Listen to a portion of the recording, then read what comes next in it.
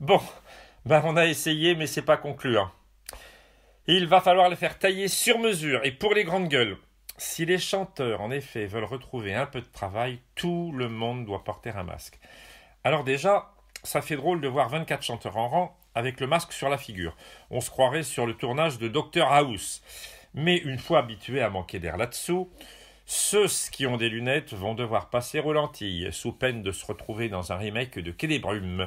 Ils ont les verres embués au premier allegro. Une fois habitués, vous commencez à chanter, au premier aigu. Le masque vous passe sous le nez parce que vous avez ouvert la bouche trop grand et à la respiration suivante, ploc, l'élastique lâche et vous avalez le fichu machin. C'est quand même couillon de mourir étouffé en chantant avec William de Brahms. Vous imaginez Carmen et Don José. Mais qu'est-ce qu'elle nous raconte encore celle-là? Enfin bon, bref. Tout ça n'est pas encore au point. Les musicos se plaignent, mais les pauvres danseurs, c'est catastrophique pour eux. À moins de se mettre tous à la danse baroque avec des robes à panier ou de faire derviche tourneur, il n'y a aucun espoir pour eux d'enflammer une salle avant longtemps. Bon, cela dit, on commence tous à être jaloux des quelques-uns qui reprennent le travail. Car ils y mettent un coup, faut se rattraper. Vous avez vu que la pollution en Chine est au bout d'une semaine pire qu'avant le confinement. Bah oui, hein, il s'applique. Bon, aujourd'hui, tiens, 2 avions décollant de l'aéroport de Zaventem sont passés au-dessus de Bruxelles. Tout le monde a mis la tête à la fenêtre pour voir les gros coucous. Pétard, je me souvenais plus que ça faisait autant de bruit un avion. Je me demande si on va encore supporter les fortissimos des Berlioz ou Mahler. Alors avec le masque et le gel hydroalcoolique, je vous conseille fortement d'apporter à vos premiers concerts une paire de bouchons d'oreilles pour vous habituer tout doucement. Ça me rappelle d'ailleurs la manière dont l'administrateur général d'un orchestre philharmonique appelait ses musiciens. Les ouvriers sonores. Quel méchant homme. En revanche, une population qui a pris ses aises dans le jardin pendant le confinement, ce sont les oiseaux. Même Pepper en a pris son parti. Le jardin n'est plus du tout à lui. Les oiseaux ne sont plus effrayés du tout et comme j'ai planté pas mal et arrosé généreusement, tout le monde y trouve son compte. Quelques papillons ont déjà étrangement fait leur apparition.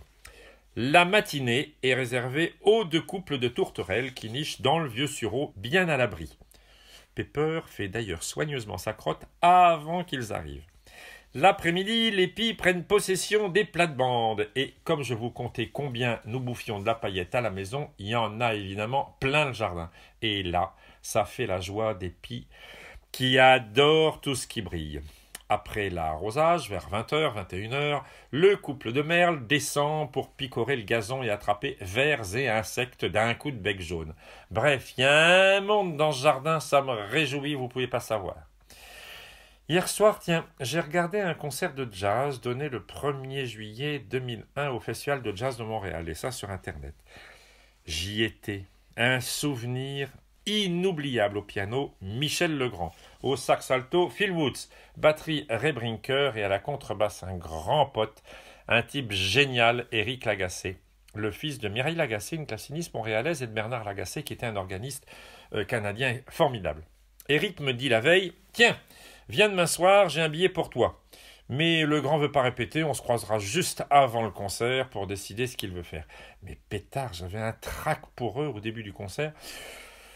Cela dit, Michel Legrand était un génie, un vrai compositeur, reconnaissable dès la première mesure au même titre que Ravel, Debussy, Verdi ou Britten. Le concert est un de mes plus beaux souvenirs de joie et de bonheur.